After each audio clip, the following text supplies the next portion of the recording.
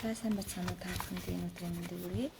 За би хизээч ороодохгүй мөрөөдөл биелүүлэх шидэт түлхүүр гээд номыг авч уншаад одоо дөнгөж 10% явж байгаа байхгүй юу. Тэгээ 10% явж байгаа хэрнээ ингээд маш их зүйлийг ингээд бичиж тэмдэглэсэн. Тэгэхээр дөнгөж 10%-ийг нь уншиж ингээд маш олон зүйлийг тэмдэглэж ин гэвэл энэ номноос маш их авах зүйл маш их байна гэсэн үг шүү дээ. Тэгэнгүүт номын зохиолч маань энэ хэсгийг уншмаар санагдсан байхгүй юу. Ютубер ба бусдын бодлыг би ч гэсэн YouTube дээр бичлэг хийхийг аягүй хүсдэг. Тэгсэн хинээ юм зориг дутаадаг байсан нь харин энэ хэсгийг уншаад өөрөө жоохон юм зоригтой болсон гэж хэлэхэд болно. Тэгэхээр хэдүүлээ хамтдаа энийг уншцгаая. За ютубер ба бусдын бодол гэж байгаа. Номын зохиолч маань өөрөө YouTube хийдэг хүн байгаа байхгүй юу. Тэгээд шилдэг ном гэдэг YouTube сувгийг ажиллаулдаг. Тэгээд тэр сувг нь болохоор англи, япон, хятад хэлнээс ерөнхийдөө номнуудыг бестселлер болж байгаа номнуудыг орчуулад биднэрт хүргэдэг гэсэн ном ярьж өгдөг. Тэгээд энийгээрээ болохоор эндээсээ хойш бүр бэлгийн энергийг оюуны энерги болгох гэд ном. Тэгээд дараа хизээч орохдохгүй гэд энэ хоёр номыг гаргасан. Тэгээд номнууд нь бол маш олон тийм судалгааны үндсэн дээр хийж байгаа болохоор ингээд сурч мэдэх юм маш их байгаа. Тэгэл би чи юус улаан пин. Тэгээд ямар ч ютубер ба бусдын бодол гэсэн сэдвийг хамтдаа уншия. За ном зохиолч маань өглөөд YouTube хийж эхлэхдээ өөрийгөө чөлөөтэй илэрхийлэх, сонирхлоо одоо бусдад хуваалцах, одоо өөрийгөө илрүүлэх тийм хүсэл зорилготой YouTube нээсэн. За тэгсэн чинь хэсэг хугацааны дараа юу болсон бэ гэхээр нөгөө нэг дагагч нар нэгсээд ирэхээр комментууд нөгөө сөрөг комментууд маш их ихсээд ирсэн. Тийм сөрөг комментууд гэхээр одоо ямар сони ярьдаг юм эсвэл ямар тэнэг юм бэ өмнөх бичдэг дээш 39 одоо онцгойлсон байна гэх мэтлэн ингээд айгүй олон зүйлийг хүмүүс бичээд ирсэн чинь зохиолч маань яагаад би ингээд хүмүүс хүлийн зөвшөөрөхгүй байна. Одоо юу хийвэл хүлийн зөвшөөрөгдөх юм болоо гэл заавал хүнд хүлийн зөвшөөрөгдөх гэд яваад исэн.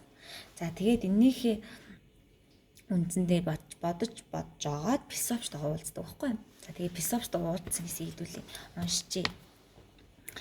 За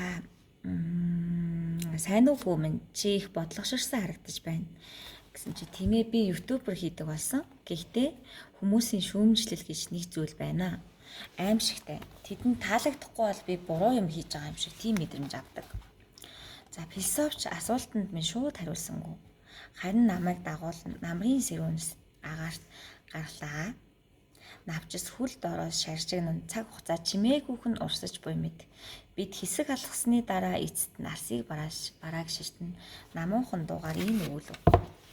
Философч тэр тимээг хардаа. Нохоо тимээг харангууд хуцаж эхэлдэг. Хашиж дундуур хойгоор нь гүйлдэж сүрдүүлнэ. Гэвч тимээ огт тоодоггүй.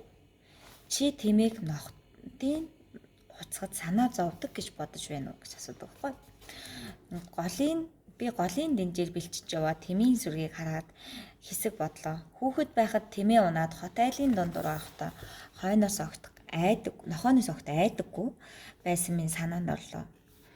Үгүй тимээ санаа зовхгүй харин тимээ унаад нохтын дундуур явахд өвчлөлтэй байдаг шүү дээ гэж хариулдаг байхгүй. Ингээд философи зөвлөгийг нэмсгэлээд яг үнэ монголчууд тимээ явхаараа явна нохой хуцгаараа хуцан гэж ярьдаг шүү дээ. Бүр аим гоё үг байгааз тимээ явхаараа явна нохой хуцгаараа хуцна.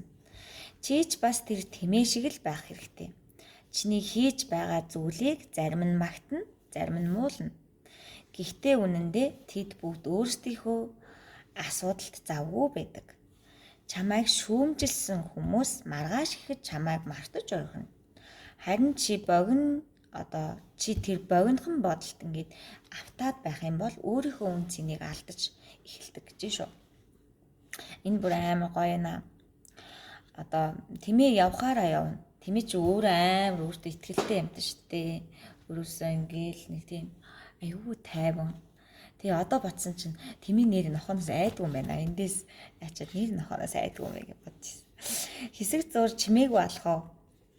Алтан навч хүл дор хайлагдаж намрын салхи хэлбэн би бодол тавцснаа. Гэхдээ философчоо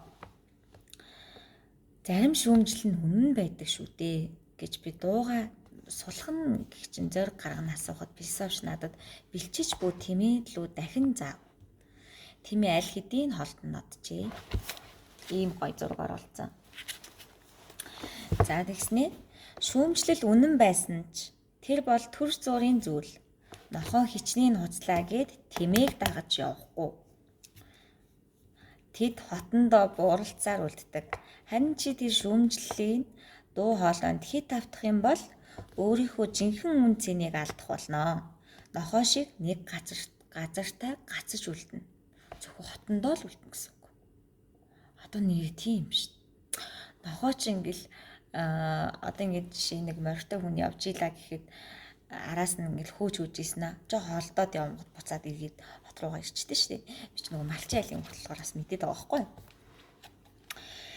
За тэгээд энэ үгийг сонсоод би толгойдоо маш их зүйлийг бодлоо гэж энэ нөгөө Адлерийн ад үзэгдэх зориг гэдэг ном байдаг шүү дээ. Тэр номны тухай ингээд гинт бодсон гинэ. Тэгэнгүүт философчууд ад үзэгдэж байсан ч өөрийнхөө амьдрах ёстой гэсэн үг үү гэж би хөмсгөө баг зэрэг зангид нэргэлцэн асуув. Тэр намуухын нэмсгэлэн толгой сэгсэрлээ.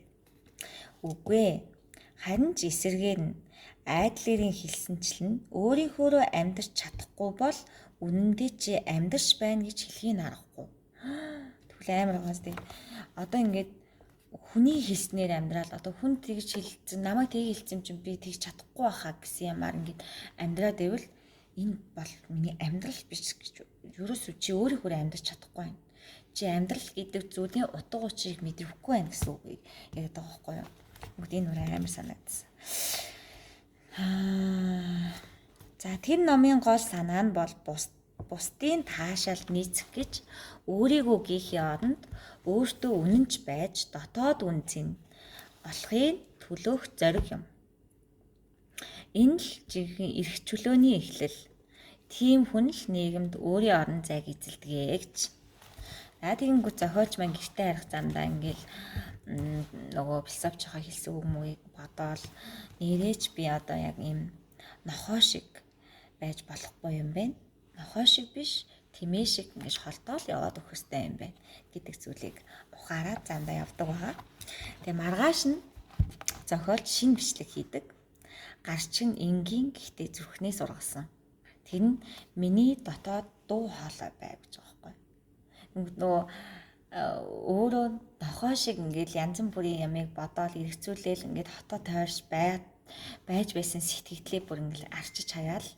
Тэгэл тэмээ шиг юу ч болоогүй юм шиг тэгэл өөрийнхөө хийх ёстой юмыг хийгээд явж байгаа нь өөрийнх нь дотоод дуу хоолой байв гэж байгаа байхгүй.